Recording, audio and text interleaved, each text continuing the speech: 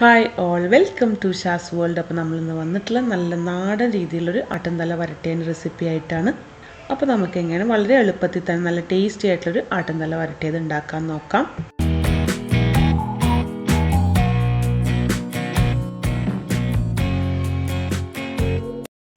അപ്പോൾ ഞാനിപ്പോൾ ഇവിടെ ഒരു ആടിൻ്റെ തലയാണ് നല്ലപോലെ കട്ട് ചെയ്ത് വാങ്ങിച്ചിട്ടുള്ളതാണ്. ഇതിൽ നല്ലവണ്ണം സുർക്ക ഉപ്പൊക്കെ ഇട്ട് നല്ലപോലെ കഴുകി വൃത്തിയാക്കി വെച്ചിട്ടുള്ളതാണ്.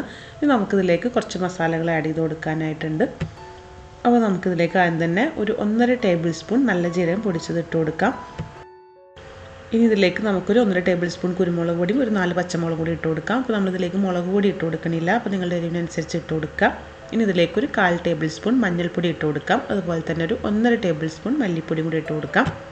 ഇനി നമുക്കിതിലേക്ക് ഒരു 1.5 ടേബിൾ സ്പൂൺ ഇഞ്ചി വെളുത്തുള്ളി ചതച്ചെടുത്തിട്ടുള്ളതാണ്, അതും കൂടി ഇട്ട് കൊടുക്കാം.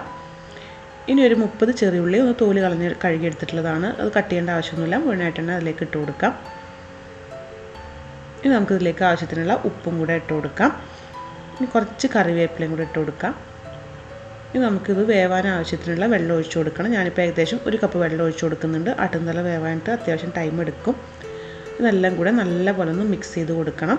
കൈ വെച്ചോ അല്ലെങ്കിൽ ഇതുപോലെ സ്പൂൺ വെച്ചോ എങ്ങനെയെന്ന് വെച്ചാൽ നല്ലപോലെ ഈ ഒരു മസാലയ്ക്ക് ആ ഒരു പീസിൽ മിക്സായി വരുന്ന പോലെ നല്ലപോലെ ഒന്ന് മിക്സ് ചെയ്ത് കൊടുക്കാം. അപ്പോൾ നമുക്കിതൊന്ന് വേവിച്ചെടുക്കണം. കുക്കർ അടച്ച് വെച്ചിട്ട് ഒരു 8 മുതൽ 10 വിസിൽ വരുന്നത് വരെ നമുക്കൊന്ന് വേവിച്ചെടുക്കാം.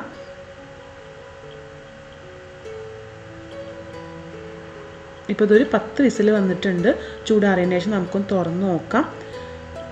ഇപ്പോൾ ഇത് നല്ലപോലെ വെള്ളമൊക്കെ ഒന്ന് വറ്റിയിട്ടുണ്ട്. ഇപ്പോൾ ഈ ഒരു സമയത്ത് വെള്ളം ഉണ്ടെന്നുണ്ടെങ്കിൽ നിങ്ങളൊന്ന് വറ്റിച്ചെടുക്കാം. ഇപ്പോൾ നമ്മുടെ മട്ടൻ്റെ തലയൊക്കെ നല്ലപോലെ വെന്ത് വന്നിട്ടുണ്ട്.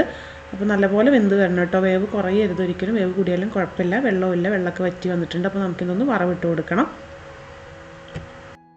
അപ്പോൾ ഒരു ചട്ടി അടുപ്പത്ത് വെച്ചിട്ട് നമുക്കിതിലേക്ക് ഒരു 2 ടേബിൾ സ്പൂൺ വെളിച്ചെണ്ണ ഒഴിച്ചു കൊടുക്കാം. വെളിച്ചെണ്ണ തന്നെ ഉപയോഗിക്കുക, എപ്പോഴാണ് കൂടുതൽ ടേസ്റ്റ് ഉണ്ടാവുക.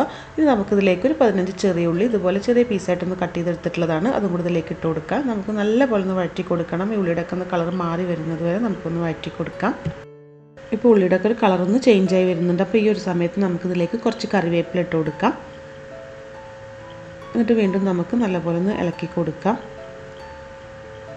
ഉള്ളിയൊക്കെ ഒന്നും കൂടെ ഒന്ന് മൂത്ത് വരട്ടെ. ഉള്ളിയൊക്കെ നല്ലപോലെ കളർ ചേഞ്ച് ആയി വന്നിട്ടുണ്ട്. നമുക്ക് ഇതിലേക്ക് നമ്മൾ നേരത്തെ വേവിച്ച് വെച്ചിട്ടുള്ള ആടിൻ്റെ തല ഇതിലേക്ക് മുഴുവനായിട്ട് ഇട്ട് കൊടുക്കാം.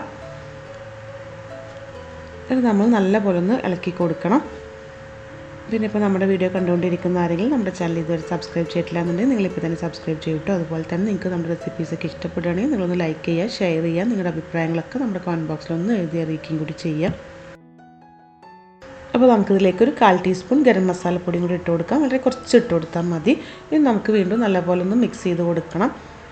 അപ്പോൾ നമ്മളിത് ഒരുപാട് ഡ്രൈ ആക്കി എടുക്കണില്ല. ഈ ഒരു പാകത്തിൽ തന്നെയാണ് ഇതിന് കൂടുതൽ ടേസ്റ്റ് ഉണ്ടാവുക. അപ്പോൾ നല്ലപോലെ ഒന്ന് മിക്സ് ചെയ്ത് കൊടുക്കാം. വളരെ പെട്ടെന്ന് ഉണ്ടാക്കാൻ പറ്റുന്ന നല്ല ടേസ്റ്റി ആയിട്ടുള്ള റെസിപ്പിയാണിത്. നാടൻ രീതിയിലാണ് നമ്മളിത് ഉണ്ടാക്കിയെടുത്തിട്ടുള്ളത്. അപ്പോൾ നമുക്കിനിപ്പോൾ ഇത് സെർവിങ് പ്ലേറ്റിലേക്ക് മാറ്റാം. ഇപ്പോൾ നമ്മളിതിലേക്ക് ഇതുവരെ മല്ലിയിലൊന്നും ഇട്ട് കൊടുത്തിട്ടില്ല. അപ്പോൾ കുറച്ച് മല്ലിയിലും കൂടെ ലാസ്റ്റ് നമുക്കിതിലേക്ക് ഇട്ട് കൊടുക്കാം. അപ്പോൾ എല്ലാവരും ഒന്ന് ട്രൈ ചെയ്ത് നോക്കുക. വളരെ ടേസ്റ്റി ആയിട്ടുള്ള റെസിപ്പിയാണിത്.